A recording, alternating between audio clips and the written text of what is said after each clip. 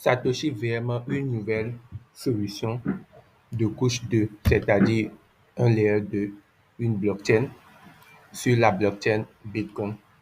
Dès le début de 2022-2023, on a tendance à remarquer d'autres solutions qui peuvent être implémentées sur la blockchain du Bitcoin.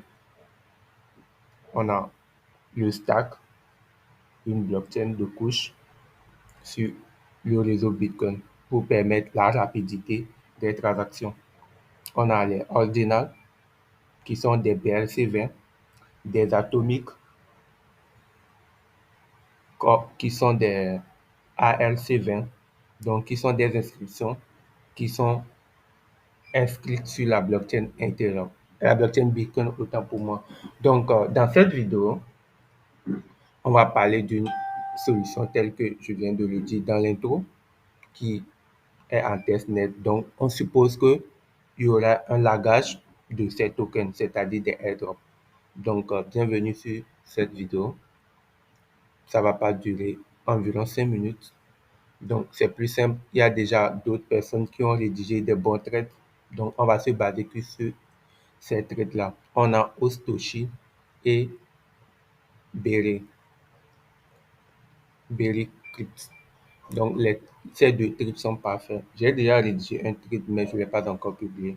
Donc, sans tarder, il nous faut deux wallets. Un wallet MetaMask et un wallet Unisat. Wallet MetaMask, c'est un wallet EVM compatible.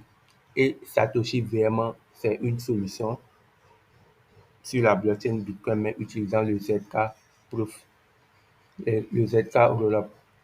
Donc, c'est compatible EVM. Donc, allez sur Chrome Store, tapez MetaMask. Vous allez forcément regarder la propriété et installer MetaMask, créer votre compte et configurer-la. Après tout installer Unisat. Donc, vous pouvez aller sur leur site officiel unisat.io. Vous cliquez sur l'extension et vous téléchargez Unisat Wallet. Après téléchargement, il faut créer un compte. Pour le début, vous allez taper votre mot de passe et récupérer les 12 mots et configurer votre wallet. Après l'installation et la création de compte, cliquez sur le paramètre qui est sur le menu en bas. Allez au niveau du network et changer le réseau en testnet parce que cette tâche se fait en testnet. Maintenant, au niveau de MetaMask, après création et tout, il me faut d'ajouter le réseau Satoshi VM. Donc, je clique sur ajouter un réseau. Quand je clique dessus, je viens directement sur un interface dashboard, là où je peux ajouter mon réseau. Donc, je viens directement ici.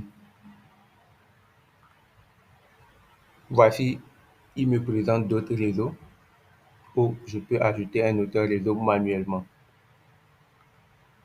Donc, voici le réseau Satoshi VM à ajouter. Le network name, network type, chain, currency décimale, RPCUL et Explorer. Donc, je configure juste ça ici. Après configuration, c'est fini. On aura Satoshi VM testnet ici.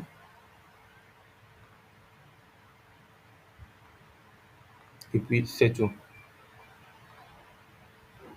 Donc, après avoir fait ces deux étapes primordiales, il nous faut récupérer les tokens de testnet pour bridger vers notre wallet ou bien notre nouvel réseau. Donc, voici les faucets de BTC. On a Coin Faucet et Bitcoin Faucet. C'est même disponible sur Bitcoin Forum. Vous pouvez aller trouver ça. Et ça, c'est toujours disponible également dans le trade. Donc, on clique sur ces deux liens. On copie l'adresse Unisat Wallet juste en cliquant ici. J'insère mon adresse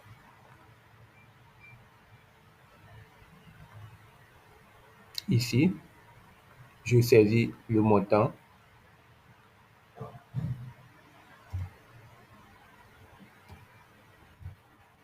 Et je clique sur Send Testnet Bitcoin. On va me demander une vérification. On ne demande pas tous les temps, mais juste parfois. Je valide. Et la transaction va être effectuée. Maintenant, il me dit que le volume est trop énorme. Je peux changer la valeur et cliquer toujours sur 5. Et puis, je viens de recevoir mes 0,004 coins envoyés sur mon wallet.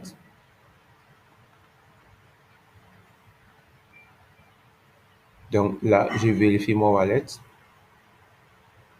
Je vois que j'ai reçu des bitcoins sur mon portefeuille. Toutefois, on peut aussi utiliser CoinFaucet, mais le réseau doit vérifier la sécurité avant d'être affiché.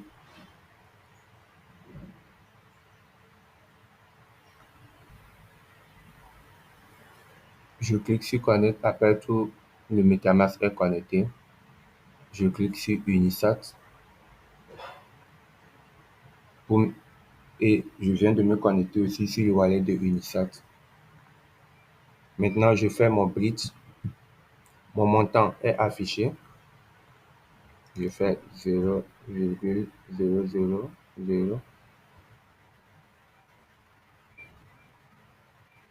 On dit le minimum. Je veux que le minimum soit affiché avant que je puisse faire la transaction. 4 chiffres après le 0. Donc, je clique sur Deposit. La transaction va être confirmée dans mon wallet Unisat. J'attends la vérification.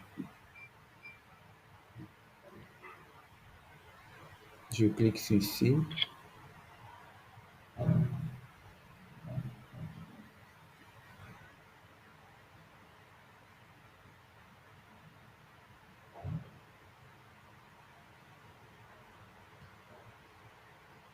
Ça va prendre que quelques instants. Il dit de 30 à 60 minutes. En réalité, l'exécution est déjà faite. C'est le dernier task. Donc, je peux toutefois mettre pause la vidéo. À la fin, je reprends. Ma transaction vient d'être finalisée. Je peux vérifier dans l'explorateur.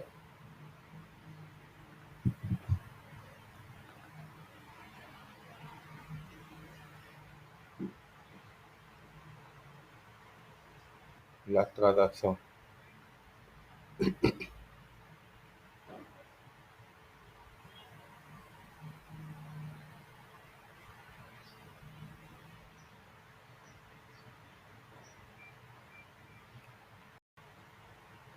Donc, il y a une décrémentation, c'est-à-dire ma valeur sur le portefeuille a diminué.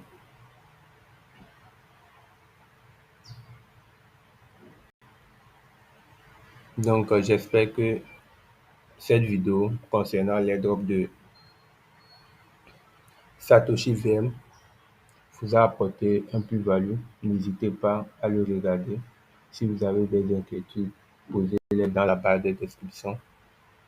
Et on se dit, prenez soin de vous. Bye.